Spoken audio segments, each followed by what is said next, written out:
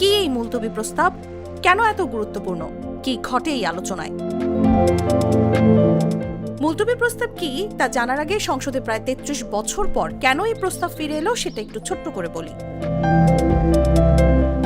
দিন আগে বিরোধী দলীয় নেতা ডক্টর শফিকুর রহমানের উত্থাপিত জুলাই জাতীয় সনদ সংবিধান সংস্কার বাস্তবায়ন আদেশ ২০২৫ সংক্রান্ত প্রস্তাবটি আলোচনার জন্য গ্রহণ করেন ডেপুটি স্পিকার কায়সার কামাল। সেই সূত্র ধরে ৩১ মার্চ বহুদিন পর জাতীয় সংসদ দেখে এক জমজমাট বিতর্ক, যা স্বাভাবিক কার্যসূচি স্থগিত রেখে অগ্রাধিকার পেয়েছে। প্রশ্নটা সেখানেই, একটি মুলতবি প্রস্তাব নিয়ে আলোচনা কেন সংবাদ? কারণ এই সংসদের সবচেয়ে শক্তিশালী এবং একই সঙ্গে সবচেয়ে কম ব্যবহৃত প্রক্রিয়াগুলোর একটি।